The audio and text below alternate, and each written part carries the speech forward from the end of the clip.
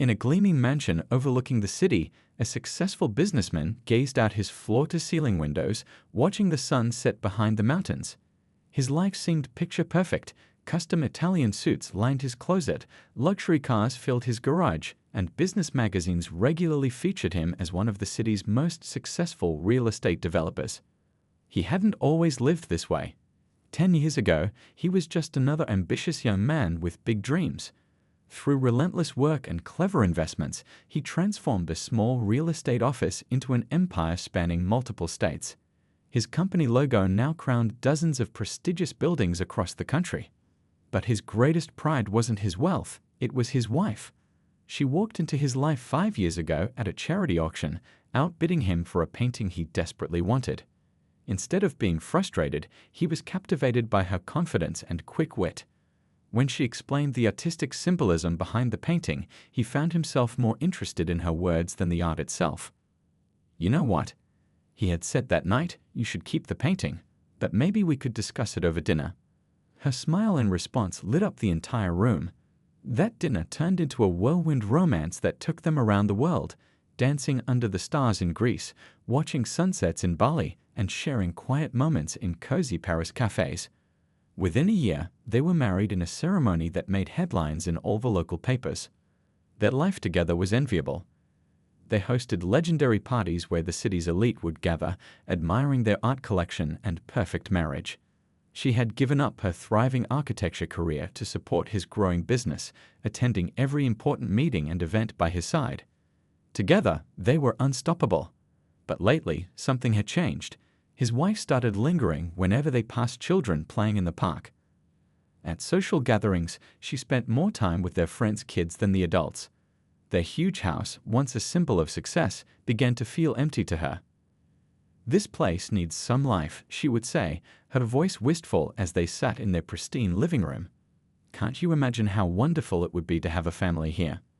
He would quickly change the subject, suggesting a weekend trip to their beach house or discussing plans for their next business venture.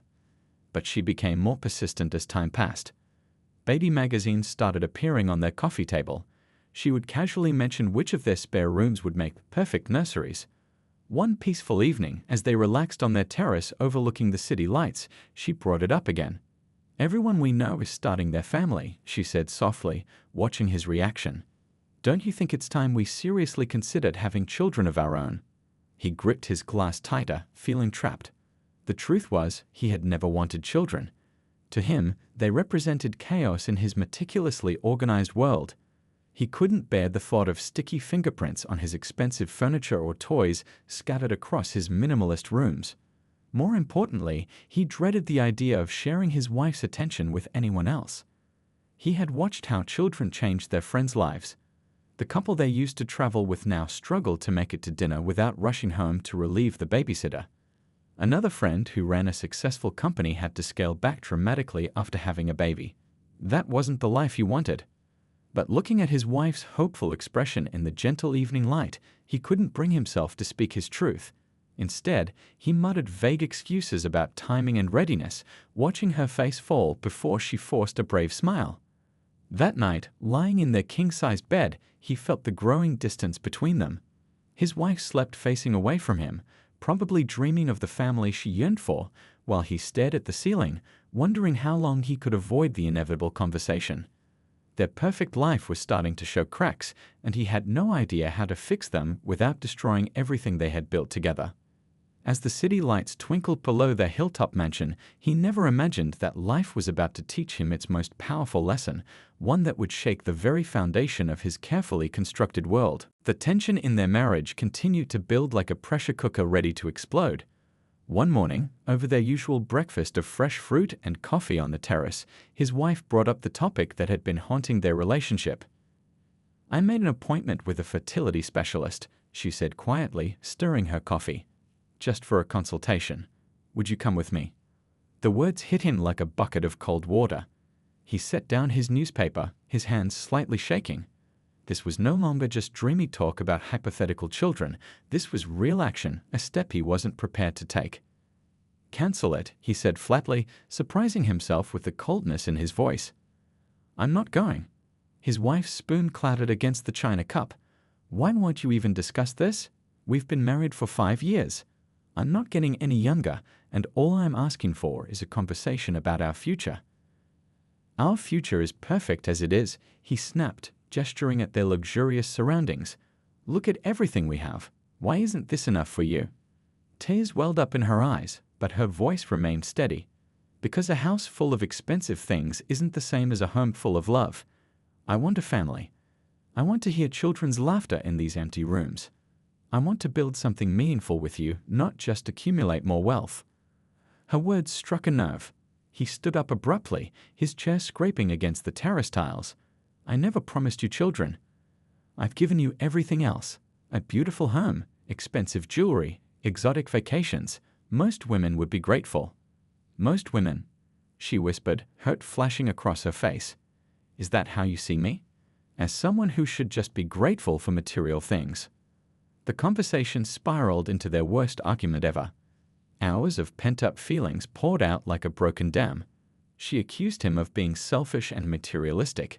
He called her ungrateful and manipulative.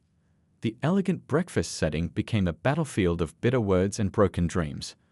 Finally, in the heat of the moment, he revealed his truth. "I never wanted children. Not now, not ever. They're noisy, messy, and expensive. They ruin careers, marriages, and freedom. I won't let you trap me into a life I don't want." The silence that followed his outburst was deafening. His wife stood there, pale and shocked, as if seeing him for the first time. The morning sun caught the tears streaming down her face, making them glitter like diamonds. The same diamonds he had given her to celebrate their anniversaries, thinking they were enough to keep her happy. "Why didn't you tell me this before we got married?" she asked, her voice barely above a whisper. "You knew how much I wanted a family. You let me believe we were just waiting for the right time."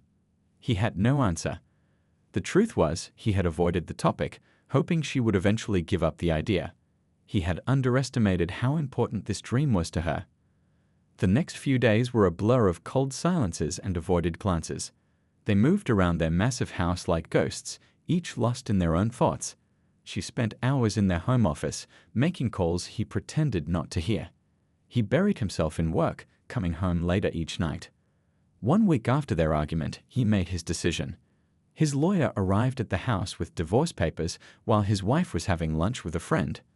The documents offered her a settlement, generous by most standards, but a fraction of what she was legally entitled to. He left them on the kitchen counter with a brief note asking for a quick, quiet divorce. When she came home and found the papers, she didn't cry or scream. She just stood there, reading each page carefully, her hands steady despite the slight trembling of her lower lip. Without a word, she packed a small suitcase and left, taking only her personal belongings and leaving behind all the expensive gifts he had given her over the years. The sound of her car driving away echoed through the empty house. He told himself this was for the best, a clean break before they wasted more years wanting different things from life. He convinced himself that she would eventually thank him for his honesty, even if it came too late.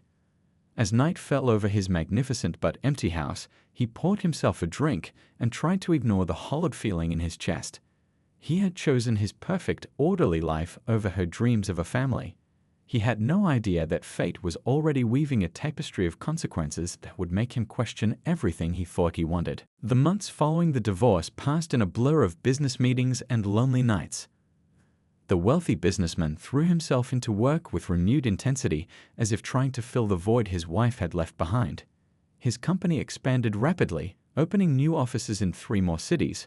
From the outside, he appeared more successful than ever. His massive house underwent a complete renovation. He replaced everything that reminded him of her: the kitchen where she used to cook their favorite meals, the garden she had lovingly tended, even the comfortable living room furniture she had chosen. The new decor was ultra-modern and sleek, designed to impress rather than comfort. "You've really outdone yourself this time," his business partners would say during house parties, admiring the costly improvements. "This place looks like it belongs in a magazine." But late at night, when the parties ended and the guests left, the echoes of his footsteps in the empty halls reminded him of what was missing. Sometimes he caught himself listening for the sound of her laugh or expecting to see her curled up on the sofa with a book. To distract himself, he dated frequently. always choosing women who shared his child-free lifestyle. They were usually younger, attracted to his wealth and status. They would hang on his arm at social events, wearing designer dresses and dazzling jewelry, but none of them could hold a conversation about art the way his ex-wife had. "I love how focused you are on your career," one date told him over dinner at an expensive restaurant. "It's so refreshing to meet a man who isn't obsessed with settling down and having kids." He smiled and nodded, but something about her words made him uncomfortable. Was being focused on his career the same as being obsessed with it? He pushed the thought away and ordered another bottle of wine. His company's success continued to grow. He opened a chain of luxury hotels, bought a private jet, and added more cars to his collection. Every achievement felt hollow, but he convinced himself that this emptiness was just temporary. Success would be enough. It had to be. One evening, while reviewing property documents in his home office, he found an old photo that had slipped behind the filing cabinet. It showed him and his ex-wife on their honeymoon, both laughing as they tried to take a selfie in front of the Eiffel Tower. The happiness in their faces looked so real, so pure. He quickly shoved the photo into a drawer, but the image stayed with him. Meanwhile, across the country, his ex-wife had started a new life. Though he tried not to think about her, occasional updates filtered through their mutual friends. She had moved to another city, using her settlement money wisely. No one mentioned whether she was dating or if she had found someone who shared her dreams of having a family. "She's doing really well," he overheard a friend telling another at a business dinner. "Completely transformed herself. You wouldn't believe it if you saw her now." These fragments of information bothered him more than he cared to admit. He had expected her to struggle without his support, maybe even come back asking to reconcile. Instead, she seemed to be thriving on her own. His sleek, modernized house felt more like a museum than a home. The expensive artwork on the walls and the designer furniture couldn't hide the fact that no one really lived there. No shoes kicked off by the door, no coffee cups left on tables, no books scattered around, just perfect, sterile emptiness. One night, after another successful business deal, he found himself standing in one of the spare rooms, the one his ex-wife had once imagined as a nursery. The room was now a home gym, filled with state-of-the-art equipment he rarely used. He tried to picture what it would have looked like with a crib, stuffed animals, and tiny clothes, but quickly shook the thought away. "I made the right choice," he would tell himself whenever doubt crept in. "Children would have complicated everything. They would have held me back from achieving all this success." But deep down, a small voice wondered what success really meant. His company was expanding, his wealth was growing, but his life felt like it was shrinking. The world he had built for himself was impressive but lonely, filled with people who wanted something from him, but never really knew him. Little did he know, fate was about to throw him a curveball that would make him question every decision he had ever made. His carefully constructed world was about to collide with a reality he never could have imagined, and the truth would shake him to his very core. 3 years had passed since the divorce, and the wealthy businessman was attending a prestigious charity gala in Chicago. The event was being held in one of his newest luxury hotels, and everyone who mattered in the business world would be there. He adjusted his bow tie in the elevator mirror, preparing to play his usual role of the successful, satisfied tycoon. The grand ballroom sparkled with crystal chandeliers and elegant decorations. Well-dressed guests mingled around tables decorated with elaborate flower arrangements, their jewelry catching the light as they moved. He made his way through the crowd, shaking hands and exchanging pleasantries with business associates. "Your new hotel chain is magnificent," one investor told him, raising a champagne glass in toast. "You've really outdone yourself this time." He smiled and nodded, used to such praise. But as he turned to respond, something caught his eye across the room. A familiar laugh, one that had once filled his home with warmth. His heart seemed to stop for a moment. There she was, his ex-wife. She looked more radiant than ever, wearing a simple but elegant blue dress that made her stand out among the crowd's flashy outfits. But it wasn't her presence alone that made him freeze in place. It was what he saw around her. 4 children, all around 2 years old, clustered near her legs. 2 sets of identical twins, dressed in matching outfits. His champagne glass nearly slipped from his hand as he stared at their faces. The resemblance was undeniable. They had his eyes, his smile, the same dimple in their cheeks that he saw every morning in the mirror. "Ah, you've noticed them," said an elderly woman beside him, misreading his shock as mere curiosity. "Aren't they remarkable? 2 sets of identical twins. Everyone's been talking about them. Such well-behaved little ones, and so bright too. Their mother has done an amazing job raising them on her own." His legs felt weak. He grabbed the back of a chair for support, unable to take his eyes off the scene. The children were helping their mother arrange items on a table. Apparently, she was running one of the charity booths.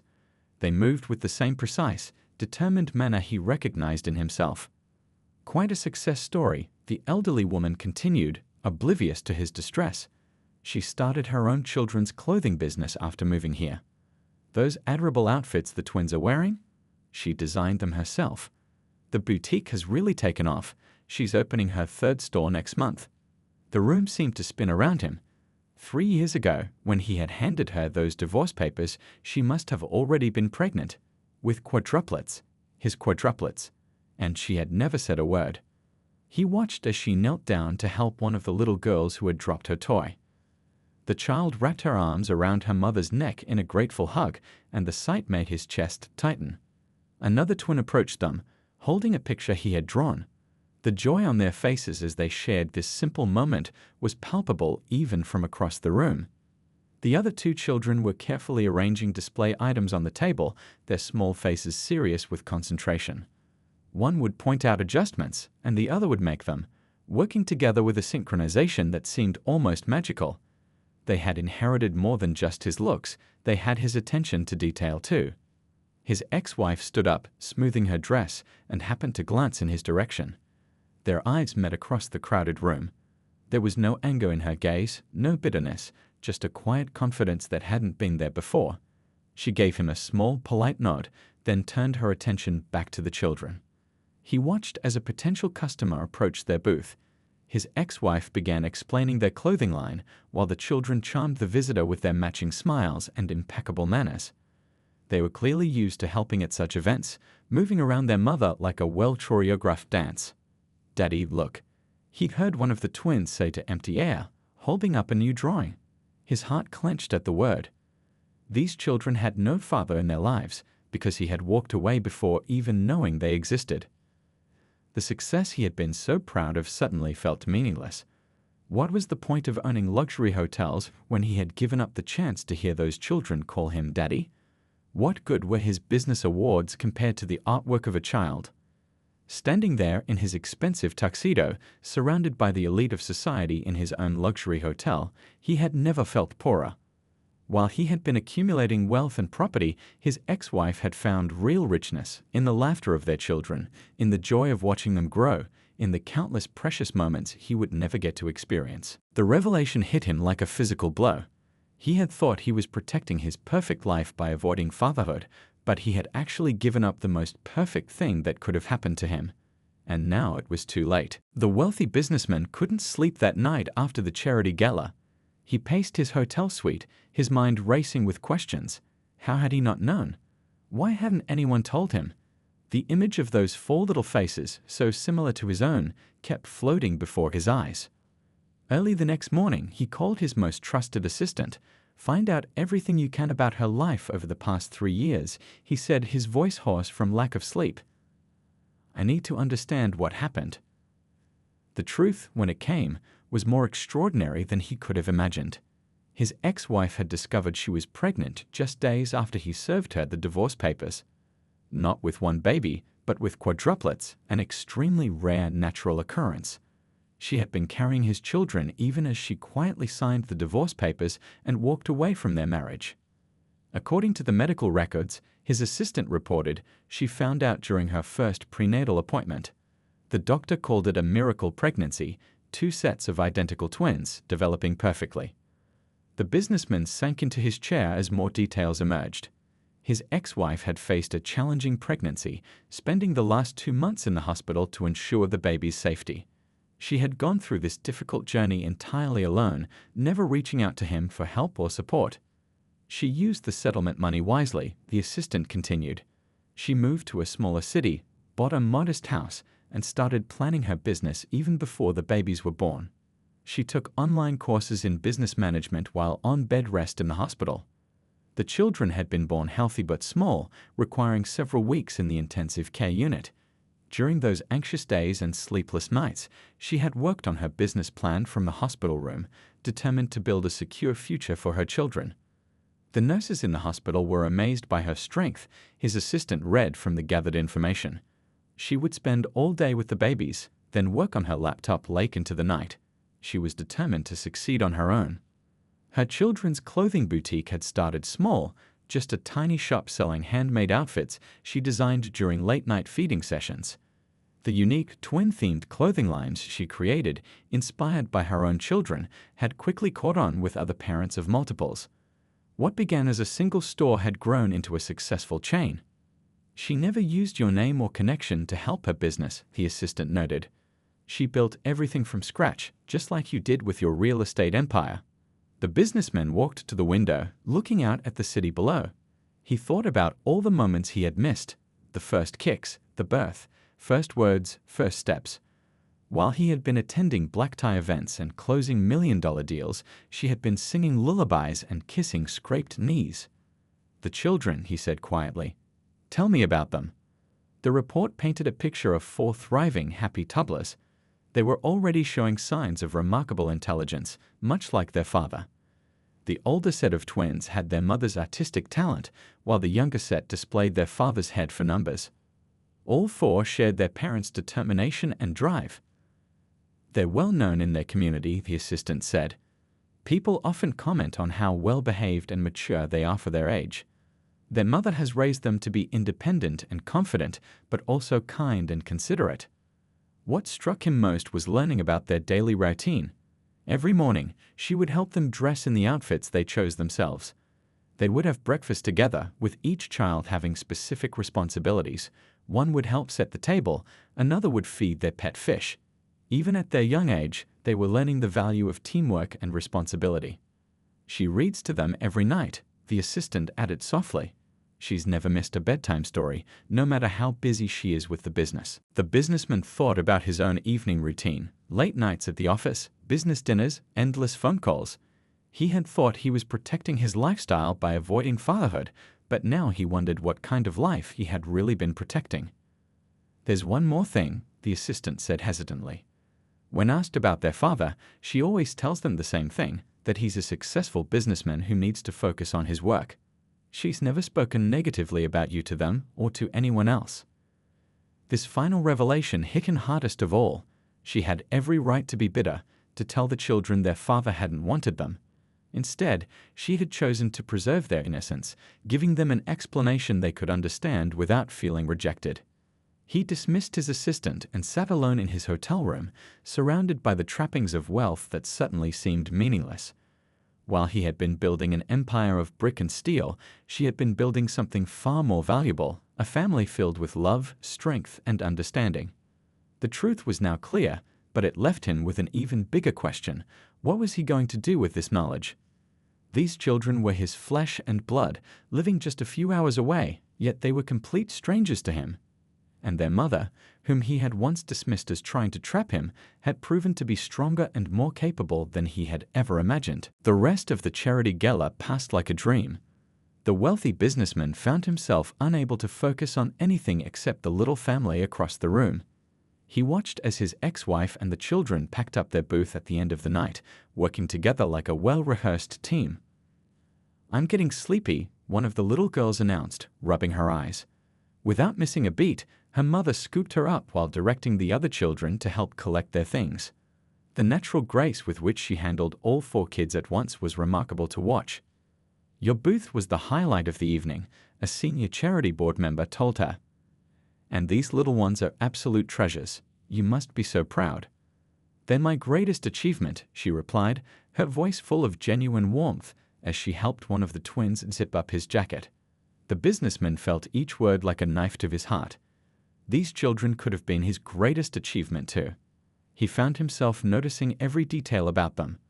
The way the older set of twins held hands automatically when walking, how the younger pair had the same serious expression he often wore during business meetings. One little boy carefully arranged the display items in perfect order before packing them, definitely his son, with that attention to detail. Throughout the evening, he observed countless small moments that showed what an extraordinary job his ex-wife had done as a mother. When one child stumbled, another immediately helped them up. When they were offered treats from the dessert table, they politely asked if they could share with their siblings. They showed manners and consideration that were rare in children so young. "Those kids are remarkable," his business partner commented, not knowing their connection to him. "Did you see how they helped set up other vendors' booths too? Such kind hearts. Their mother must be doing something right." The businessman nodded silently, remembering how he had once dismissed the idea of children as a burden that would hold him back. Yet here was proof that children, raised with love and attention, could be something magnificent. He watched as his ex-wife gathered their things to leave. Each child had a small backpack, and they formed an orderly line without being told. The youngest held onto her sister's hand, while the boys carried the lighter display items. They moved as a unit, with their mother gently guiding them through the crowd. "Good night, everyone," the children called out in unison, waving to the remaining guests. Their sweet voices echoed in the grand ballroom, and several people stopped to wave back. These children had clearly made an impression on everyone they met. Later that night, unable to sleep, the businessman found himself scrolling through his phone, looking at pictures from the event that people had posted online. There were several of the children at their booth, their matching outfits and identical faces drawing natural attention. One photo in particular caught his eye. All 4 kids huddled around their mother as she read them a story during a quiet moment at the gala. Their faces were bright with interest, completely absorbed in the tale. It was such a simple moment, yet it held more joy than any of the business successes he had celebrated over the years. He thought about his huge empty house, with its pristine furniture and echoing halls. How different would it be with these children filling it with life? He imagined the sound of little feet running down the corridors, childish laughter bouncing off the walls, crayon drawings proudly displayed on his expensive refrigerator. The next morning, he attended the final day of the gala, hoping to see them again. His ex-wife was there early, setting up the booth with the children helping as usual. He watched from a distance as she braided the girls' hair, straightened the boys' collars, and gave each child a kiss on the forehead before they started their day. "Remember what we talked about?" she said to them with a warm smile. "What's our family motto? Be kind, be brave, be yourself." The children responded in chorus, beaming with pride. The businessman felt his throat tighten. This was what real success looked like, not the cold statistics of business growth or the accumulation of wealth, but the warm glow of family love and the passing on of valuable life lessons. Throughout the day, he noticed how other vendors and guests interacted with the children. Everyone seemed drawn to their sweet nature and impeccable manners. They helped their mother with customers, demonstrated products with natural charm, and handled themselves with a poise that seemed well beyond their years. "Your children are absolutely delightful," he overheard someone tell his ex-wife. "You've done an amazing job with them." "Thank you," she replied softly. "They make it easy. They're my whole world." The businessman realized that while he had been building his empire of hotels and office buildings, she had been building something far more valuable, a family bound together by love, respect, and joy. He had achieved everything he thought he wanted in life, only to discover that he had missed out on everything that truly mattered. Back in his luxury penthouse office, the wealthy businessman couldn't focus on work. The wall of awards and achievements that had once filled him with pride now seemed to mock him. He kept thinking about those 4 precious children he had unknowingly walked away from. "Cancel my meetings for the day," he told his secretary, something he had never done before. Sitting alone in his office, he began to truly face the consequences of his choices. He opened his laptop and started searching through old photos. There it was. The last picture taken of him and his ex-wife together, both smiling at a business dinner. She must have already been carrying their children when that photo was taken, not knowing that he would soon hand her divorce papers. The memory of that day hit him hard. He had been so concerned about protecting his lifestyle, his freedom, his perfect world. Now he realized that his perfect world had been nothing but a beautiful cage he had built around himself. Walking to the window, he watched parents walking their children to the nearby park. A father was teaching his little girl how to ride a bike, catching her every time she wobbled. Another was pushing two children on the swings, their laughter carrying up to his office window. These simple moments of joy were everything he had given up. He thought about all the firsts he had missed with his children. Their first words, first steps, first day of preschool. He would never get those moments back. While he had been signing business deals and cutting ribbons at hotel openings, his children had been growing up without him. "I have 4 children," he said out loud to his empty office, testing how the words felt in his mouth. His throat tightened. "I have 4 beautiful, amazing children that I've never held." His mind wandered to all the times he had bragged about his freedom. "I can travel whenever I want," he used to tell friends who asked why he didn't want kids. "I can work late, take risks, focus on my empire." Now those words tasted like ashes in his mouth. He looked around his office, seeing it with new eyes. The expensive art on the walls could have been replaced with finger paintings. The pristine white couch could have had tiny handprints and storybooks on it. The silent room could have echoed with children's laughter. Taking out his phone, he scrolled through the photos he had secretly taken at the gala. There they were, his children, helping their mother, playing together, showing kindness to strangers. They were everything he hadn't known he wanted, everything he had foolishly thrown away. What struck him most was how happy they were without him. His ex-wife had created a beautiful life for them, full of love and learning. She hadn't needed his money or his name to succeed. While he had been accumulating wealth, she had been accumulating memories, precious moments he could never buy back. "Your afternoon appointment is here," his secretary announced through the intercom, startling him from his thoughts. "Send them in," he replied automatically, quickly wiping his eyes.